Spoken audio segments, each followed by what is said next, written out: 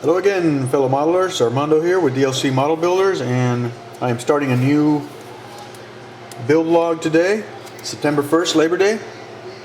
It is for the September group build at Sci-Fi Model Action. The theme is The Final Frontier. It is a build with anything Star Trek related, and I decided to do the 1/1000 scale Akira class USS Thunderchild from StarCraft's model. This is a very popular ship with trekkers in general. It had surprisingly little screen time. You see it in the initial battle in Star Trek First Contact, and you also see it in a couple of episodes of Deep Space Nine, A Call to Arms and Sacrifice of Angels. They're episodes from Season 4 and Season 5. In some of the armadas you can see it. It is a destroyer type ship which has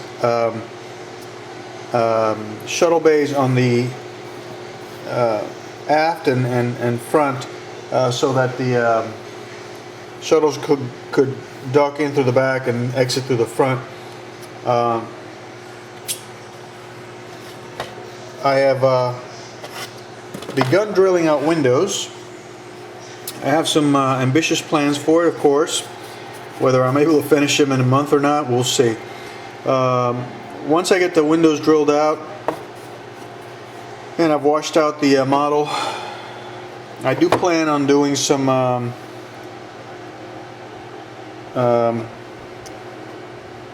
weaponry with a phaser array, just like I did with the Enterprise D, as well as the photon and quantum torpedoes. The parts are pretty good quality. I purchased the upgrade kit, which has some of the parts pre-wired and some of the parts in color. Let me see, where is that? Oh, there we go.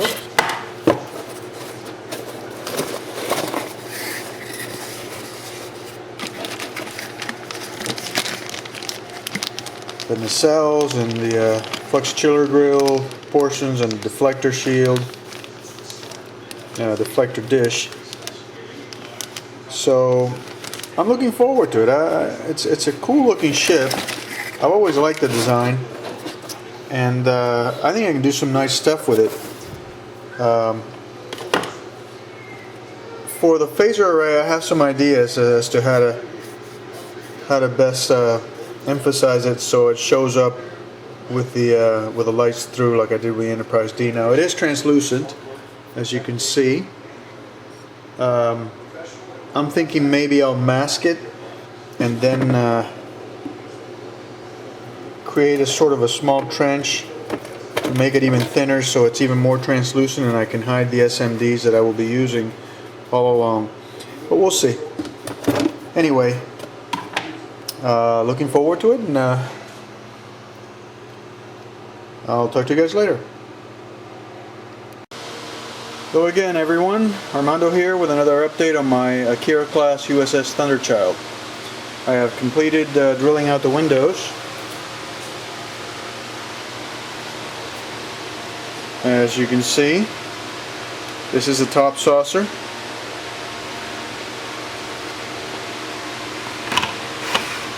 The bottom saucer.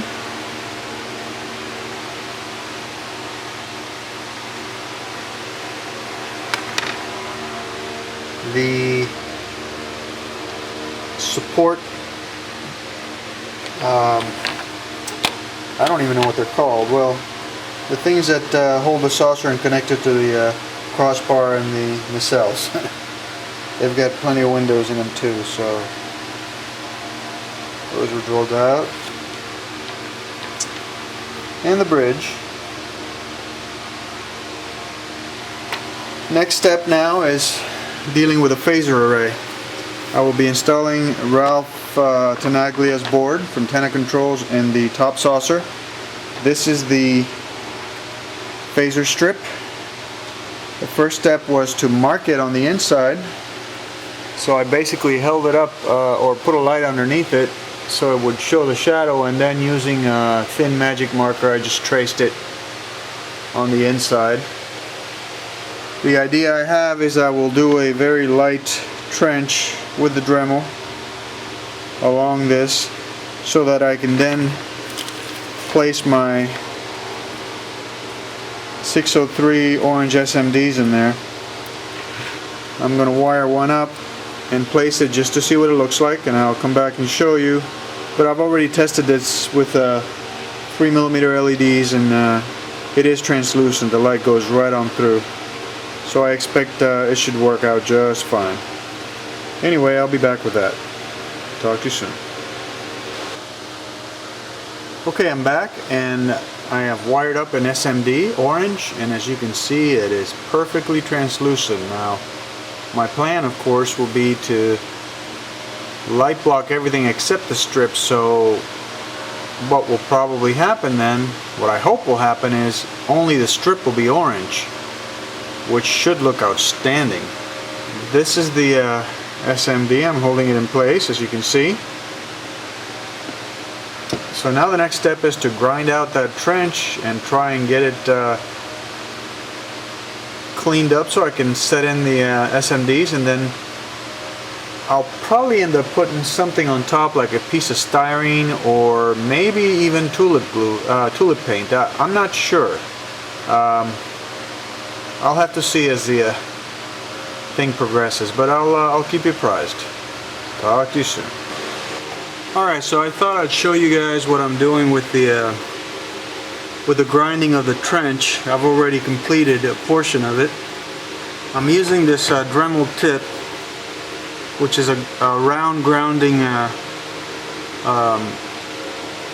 tip that comes in their kits, and it's perfect size and just perfect. I'm running it at around 2,000 revolutions so as not to go too fast.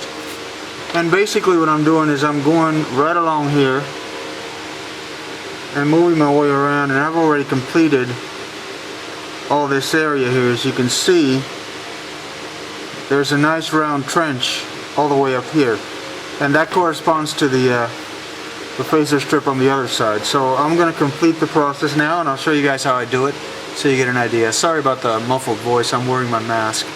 This resin stuff is really harmful if you breathe it in. Anyway, here we go.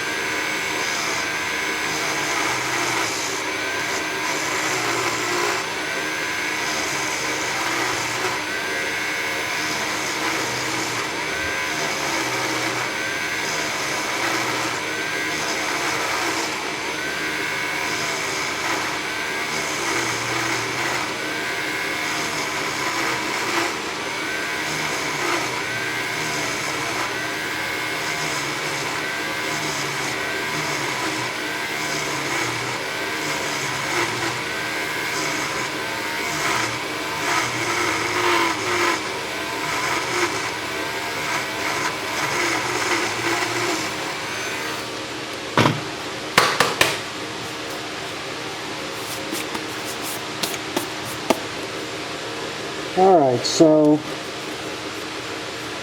there's a trench. Now if I've done things close to what I need, these 603 SMDs should fit in the trench very nicely. And actually this could be the light tunnel. Let's see what happens. And sure enough, very nice.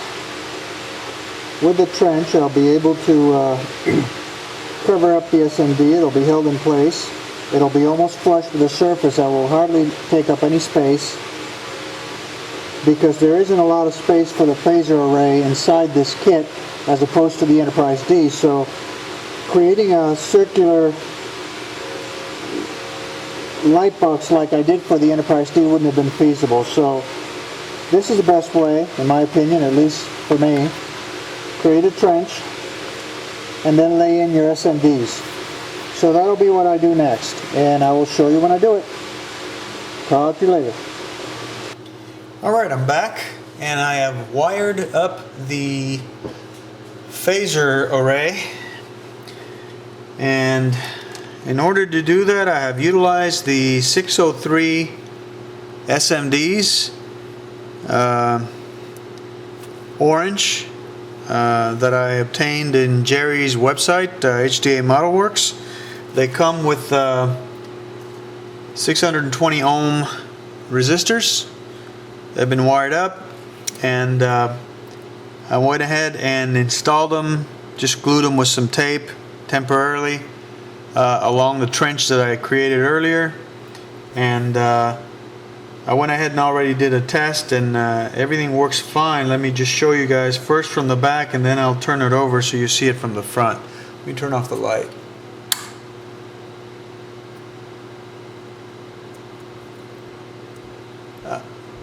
Gotta give it some juice. Just a second. I unplugged it from the power.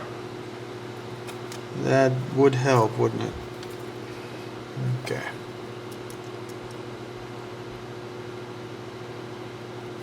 Hook it up over here. And over here. Alright.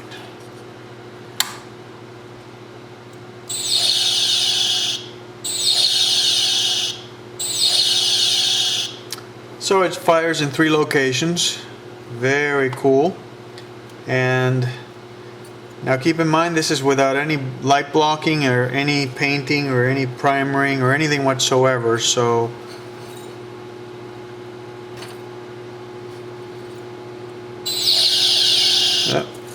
not in the camera. Let's try that again.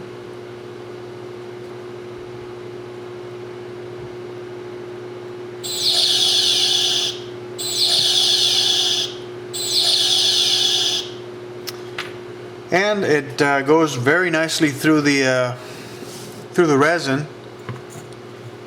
So I accomplished what I wanted to accomplish, which was the phaser effect. Now the next step will be, now that I know everything is wired correctly and I've got everything labeled the way it's supposed to, the next step will be to glue these things on permanently. And then I will try and fashion some sort of cover for it, either a piece of styrene. A piece of styrene will probably be the smartest thing, which will go over each of the SMDs all along the trench, and that'll be glued in place. And then I'll light block on the edges because I took the trench out all the way over here. And then finally I will primer the whole inside once that is placed to light block the inside of the saucer. I'll use black first until it's light blocked, and then I'll use white to get reflection. And then I'll proceed to do my LED placements and all that. Once I have achieved the LED placements that I want for the saucer, I'll exit everything out, and that'll be the end of that. Now the bridge does have a strobe. I haven't decided exactly where I'm going to place it. I need to go back and look at the the screen captures from the movie First Contact. If I don't get a clear picture there, then I'll just use some artistic license and place it where I want. As for the outside, obviously when I'm getting ready to primer and paint it, I'm going to mask off the phaser strip, leave it completely unpainted, then proceed with all the painting on my saucer. Once that is complete, I plan on hitting this with a light dusting of the Alclad copper, just like I did with the Enterprise D. I already know that will allow the light to go through, and that should give me a nice phaser strip effect, just like in the Enterprise D. And the good thing is this phaser strip has texture to it. It's actually got a design on it, which is going to look really cool once I paint it. So all in all, I'm very pleased. The phaser array effect looks like it's going to work very nicely. So one complicated wiring step done. And this is a more complex board than the Enterprise D because it fires in 3 locations, so the wiring is different. But as long as you follow the wiring diagram provided by Ralph, you should be alright. Anyway, that's it for now. I'll be back with another update soon. You all take care.